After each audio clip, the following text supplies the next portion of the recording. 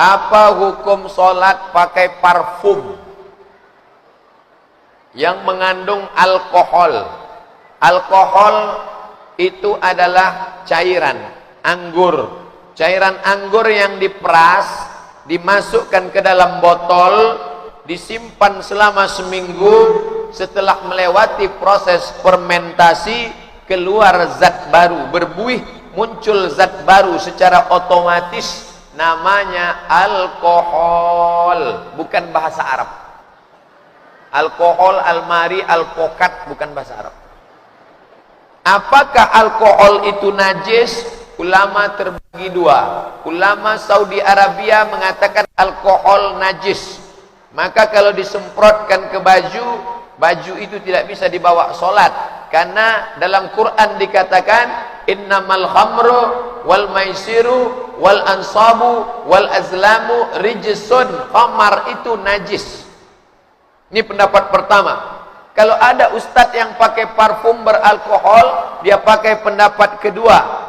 Makna najis di situ bukan najis aini, bukan najis bendanya, tapi najis maknawi. Makanya zaman Nabi dulu ketika turun ayat tentang haram khamar, ditumpahkan khamar di jalan-jalan. Nabi tidak melarang, padahal sebagian sahabat menginjak khamar itu dan masuk ke masjid, karena waktu itu masjid mereka belum disemen dan banyak yang tidak pakai sandal. Ini kelompok kedua mengatakan alkohol tidak najis. Yang pertama mengatakan najis. Saya condong kepada yang mengatakan alkohol tidak najis. Maka kalau berpendapat alkohol tidak najis, maka boleh dipakai. Tapi saya sendiri memakai minyak wangi yang tidak alkohol.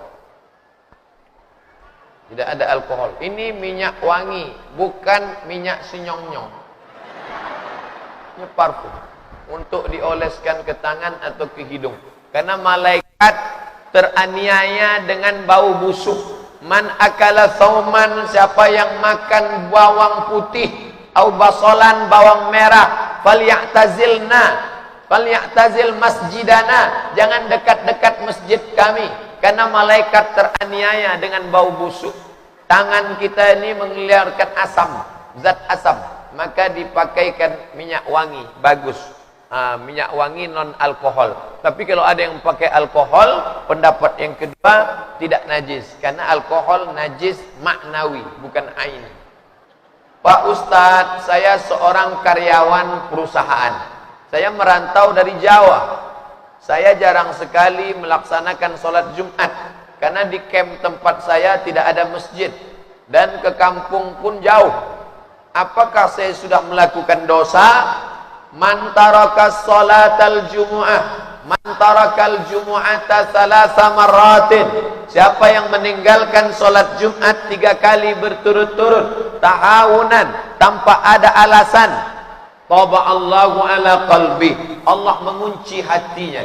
Tapi bapak-bapak yang bertugas, karyawan-karyawan yang sip-sipan, maka ganti-gantian. Sip ini Jumat, sip depan jaga. Itu tidak boleh berturut-turut. Nah, karyawan yang jauh ini, maka tidak ada alasan, dia tidak bisa Jumat, di kampung jauh, di camp tidak ada, maka dia sholat zuhur saja.